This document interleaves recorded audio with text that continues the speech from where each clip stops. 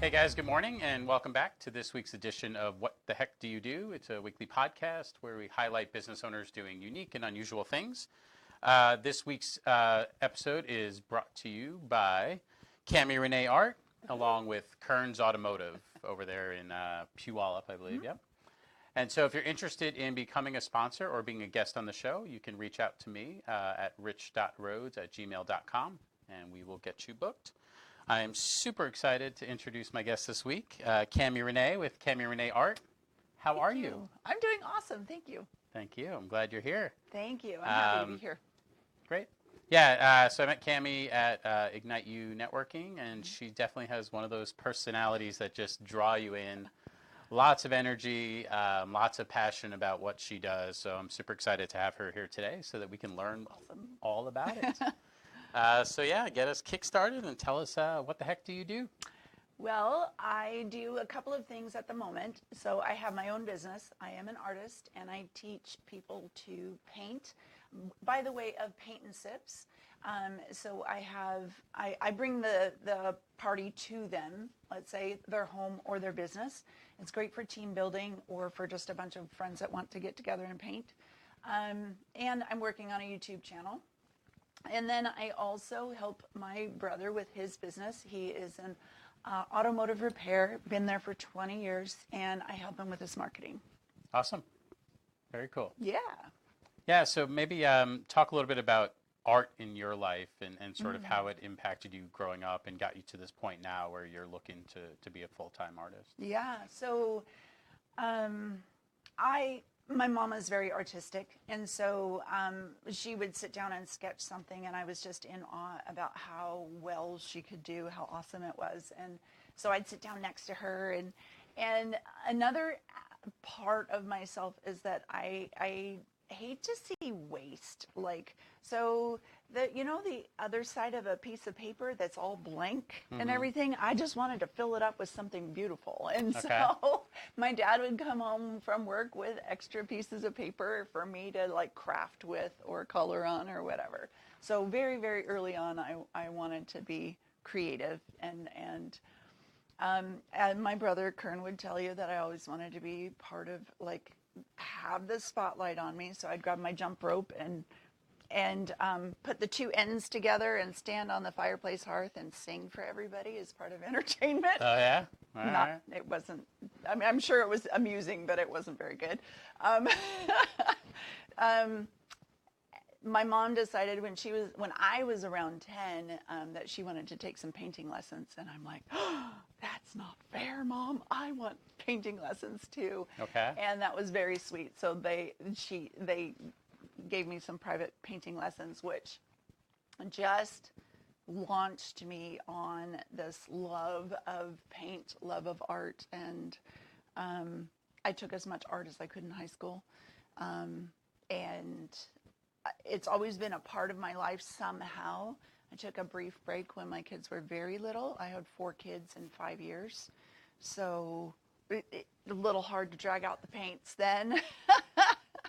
But I got back into it as I was on Mothers of Preschoolers leadership team in their publicity department, and so I created cartoons of the little funny little things that my kids said, because their cuteness keeps them alive. So, yeah. No, I'm literally in awe. Like, I'm picturing you like just like I have like paper here, and I want to just like, oh yeah, like just tease you a little bit, just like take it out, and sorry for all the crinkling noise. Yeah. And just like we'll leave it here. We'll see what happens. Maybe I'll just take it out of my hand and, so, and start to draw while you do it. From the time they're 1 to the time they're 3 or 4, they are like processing the words, and they just get language, and they're so cute and frustrating sometimes. But at the same time, you're just like, oh my goodness. So there was those times where I learned to seize the day and seize moments and love, like there's that phrase that says bloom where you're planted. And that season of when my kids were little, we were going through a lot as a family. Mm-hmm. And so when there were moments that made me smile, made me laugh, or, oh, that was so cute. I wanted to remember those moments and Okay. not remember all the negative. Okay. And so I kept one of those magnetized shopping lists on my fridge, on the side of my fridge. So when one of my kids would say something cute or sweet or funny, I would run to my fridge and write it down so I wouldn't forget, because I am a little bit like an Etch-a-Sketch. So you shake me up and it goes blank. It's true.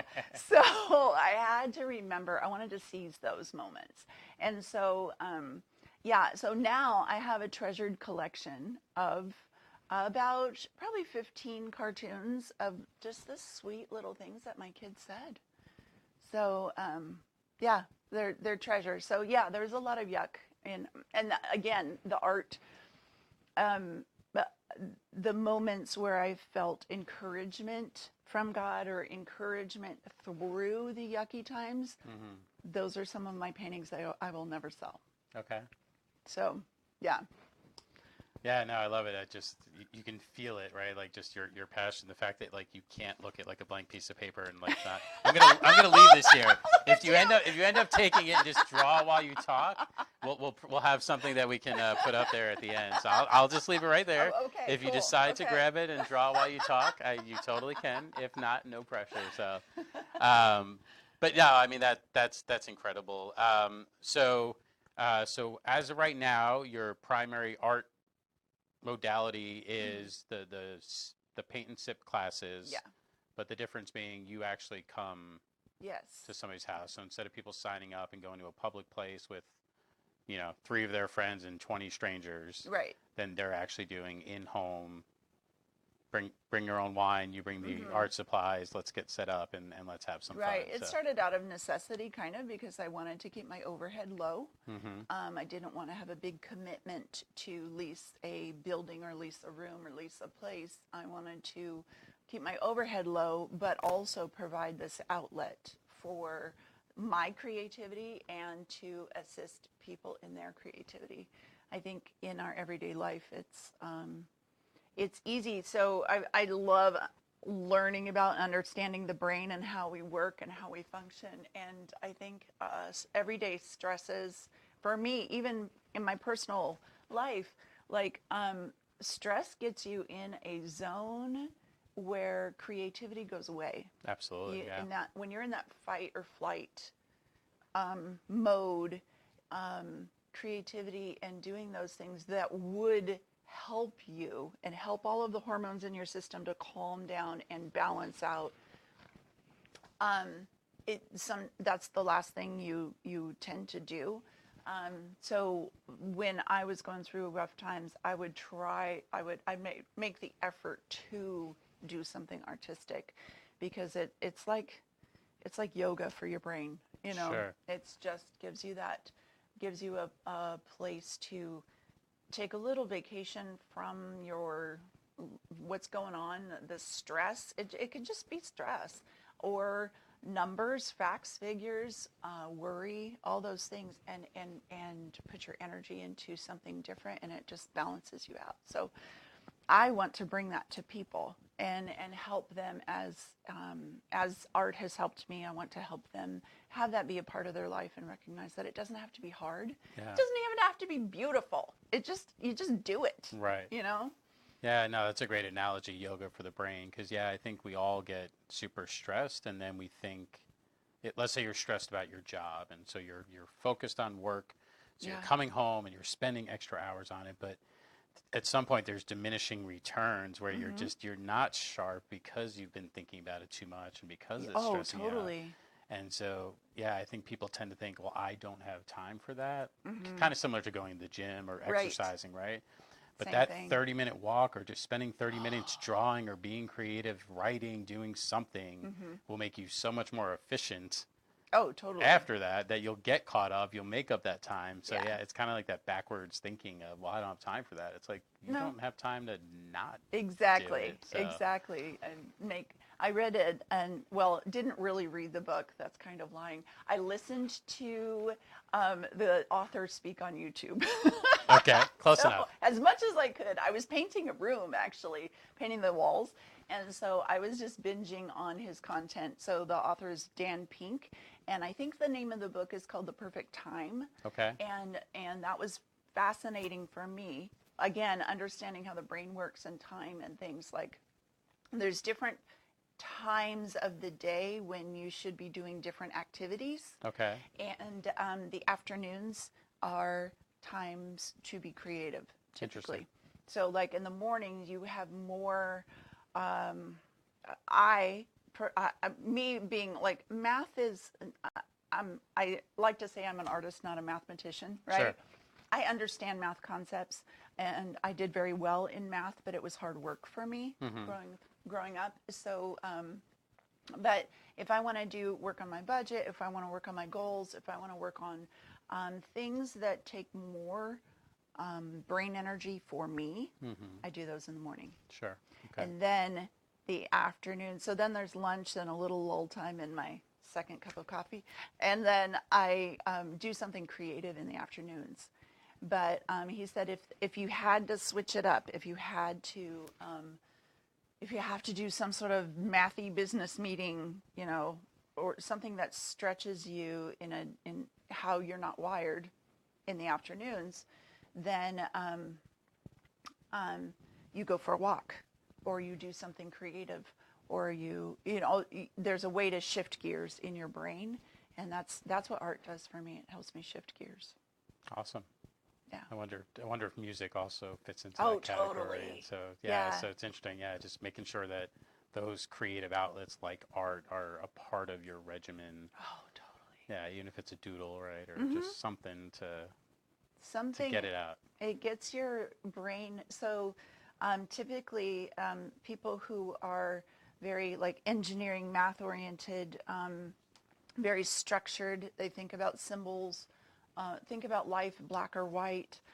They're very right-brained, dominant, and I'm kind of the opposite. I'm very left-brained dominant, but doing activities that stretch you in the other hemisphere are so good for you. Yeah. But like I said, the stresses of life, getting back into that left hemisphere of your brain is really good. Right. Yeah.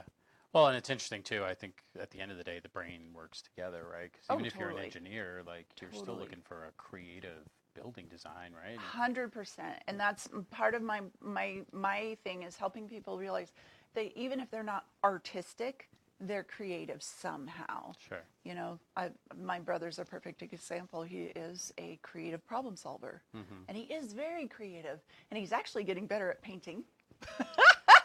I love having him at my paint parties. He's so fun, and he recognizes that it's playtime, and it's not a time like he's not going to make a masterpiece, but when you release that, he actually paints better.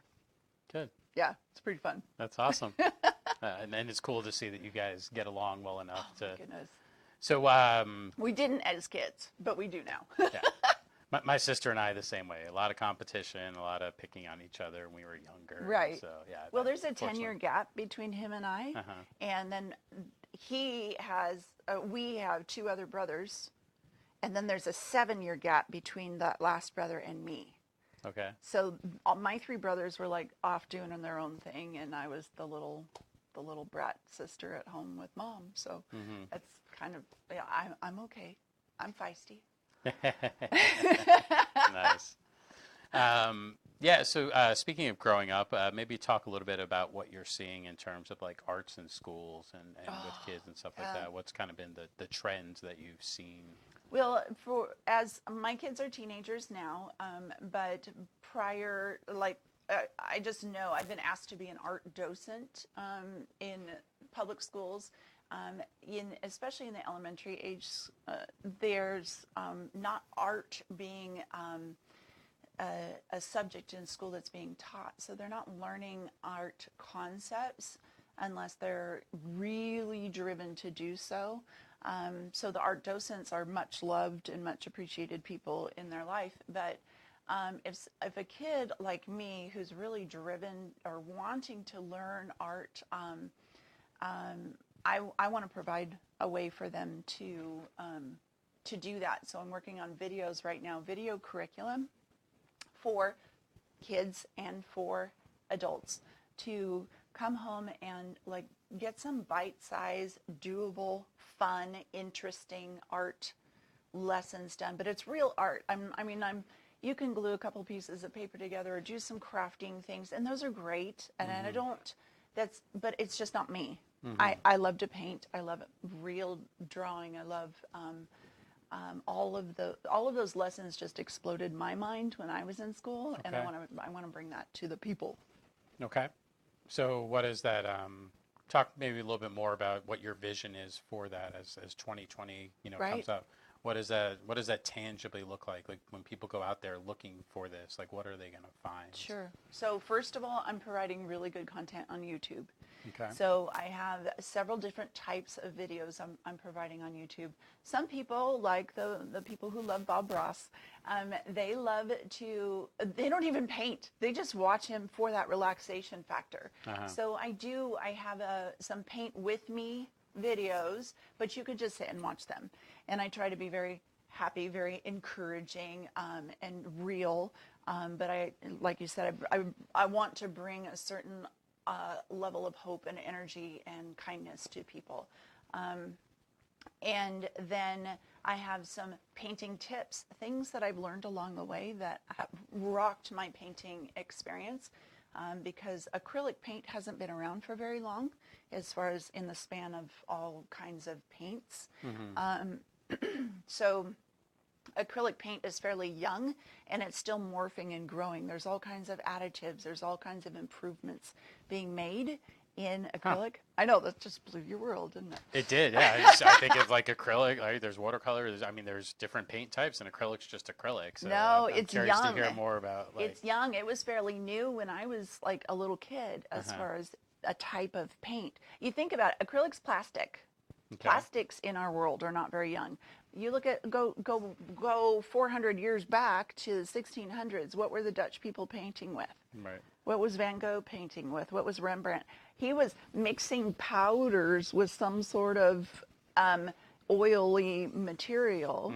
They were mixing their own paints and making masterpieces out of that. So it was science and art, right? Awesome.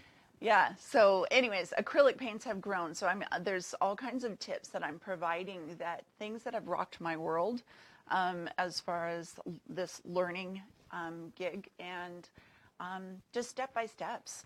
I've got some step-by-steps out there. So that's on YouTube, providing really good free content.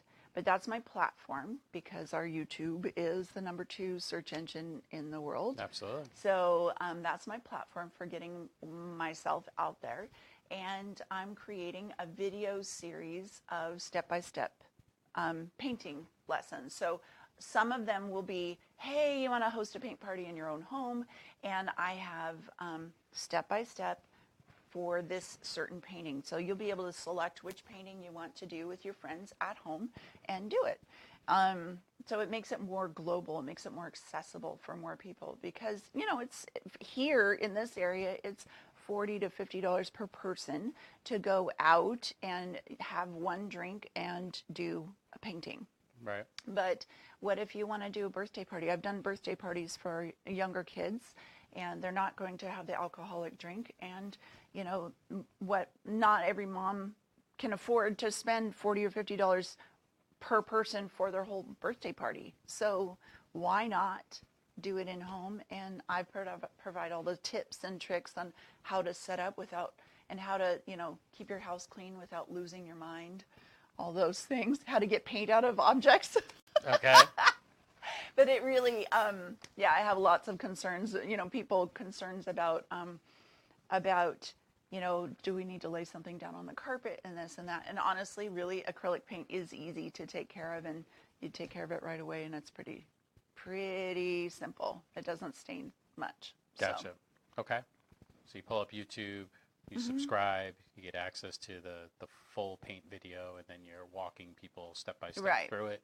Right. They can pause it if they need to, right? If the class gets stuck and they do it, but then you're hanging out with friends, whether you're children or adults, if you're enjoying wine or you're not. Right. And then you have access to Okay. Yeah, so the YouTube will be free content, and then I'll be doing ads and advertisements to get them to say, hey, come over to my website, and that's where my paid content will be hosting. Okay. So, and I'm also doing a Facebook group where we're just providing a community of people interested in learning how to paint. So tips that I'm learning along the way, and that community. Hey, I'm stuck here. What do you guys think about what would help this painting be better, take it to the next level? So there's some people that want the community, and if we didn't have it, like exercise, if you didn't have a buddy to do it with, you may not necessarily get Sure. it done. Mm-hmm. It's kind of the same thing with art. If you don't have a reason to sit down and do it, or a little bit of accountability at first as you're learning, it's hard to just sit down and do it. It's hard for me to sit down and do it just for me. Yeah. Now that it's my business, and that was a struggle for me to want to do my art as a business, I really had to flip it and turn it into I'm helping people. Absolutely. I still need creative time for me, and just to be me, just to be creative. Okay. But I want to bring this. I want to bring that happiness, that health, that way of processing life to people, and so that's what fires me up. Gotcha. No, I love it. Have you read the book The Go-Giver by any chance? I just started it.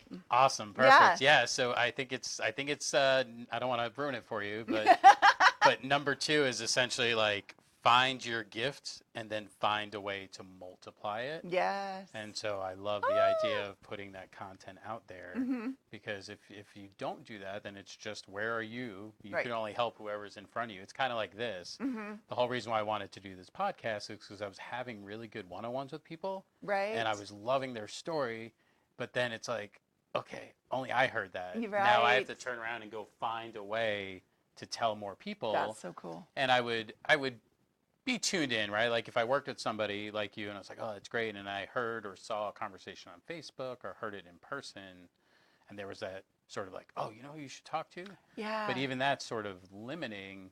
And so that's really how this ended up coming to be. It's like, so now we have this conversation. Everybody Awesome. who's watching it now hears it. Then it gets posted up to YouTube, like you said, number 2 search engine. Right. Then you're able to post it on your website, and now 100, 1,000, 1 million people are able to hear the same message. Yeah, and so that's so cool. So you'll see very shortly, if you haven't got to that chapter yet, that is essentially the concept of the Go-Givers. And so it feels very much like what you're doing is, I have a gift, I'm excited about it, I'm passionate about it, I'm good about it, and I'm sharing it with the world. Yeah. And so according to the Go-Giver, you'll be successful just by doing that. Yay! It's that simple. No, yeah, I think that's I love the multi-channel sort of approach you're taking, and you're doing a giveaway, right? You're giving some things away. It's not I need to squeeze $1 out of everything I do, right? It's let me give some education away. Yeah, for sure. And then we'll have obviously a certain revenue generating portion of it, but ultimately educate, and I love that. Yeah, I'm learning that the more you give, the more it comes around back to you. So it's I want to be generous. I want to be successful so I can be even more generous. So So do you actually sell individual art pieces as well that you do? Or okay, so talk maybe a little bit more about that. So along the way, like I have paintings. I do them as part of my expression of art and the world around me. We live in a beautiful area, so there's no lack of beautiful things to see in our area. I do commission work.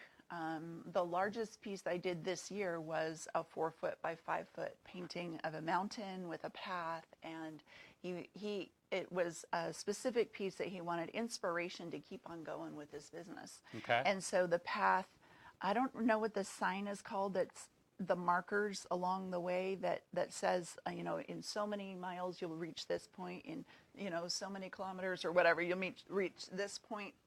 But I made those points like inspiration, like Perseverance Path, and something about the peak, where you can see where you're headed, and different things, and knowing that there's joy in the journey, and inspiration to keep going. Sometimes you've just got to keep going. And so he loved that piece. So I have paintings that I do, actual, original acrylic paintings. I do mostly acrylics. I do oils and watercolors as well. But it's a different brain. It's not as relaxing for me to do it, because there's a different process that goes along there. Okay. And so then I also do prints. So I have a handful of paintings, and part of the content on YouTube is the story behind a painting that's really special to me. Okay. And I will do prints of those and sell those. I don't intend, I hate to say never, but I don't intend to sell the originals of those works that have really inspired me, that I just had to paint. That message keeps me going. Mm-hmm. And so, so originals, prints, commission pieces, I like my hands-on stuff that I do at the moment. Okay.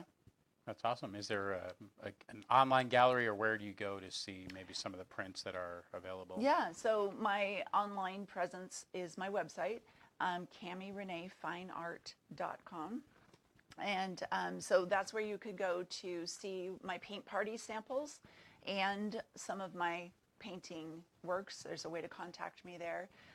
And right now, today, actually the last month, we've been working on our membership program, where you would have paid access to our step-by-step videos and painting tips and things like that. So that's what I'm working on. Awesome. Big stuff in 2020. So this is a good opportunity to a little teaser, a little pre-launch of everything that's coming. Okay.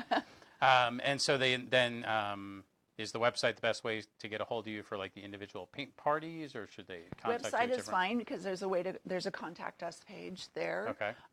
Facebook, Instagram, or those are the best ways. Okay.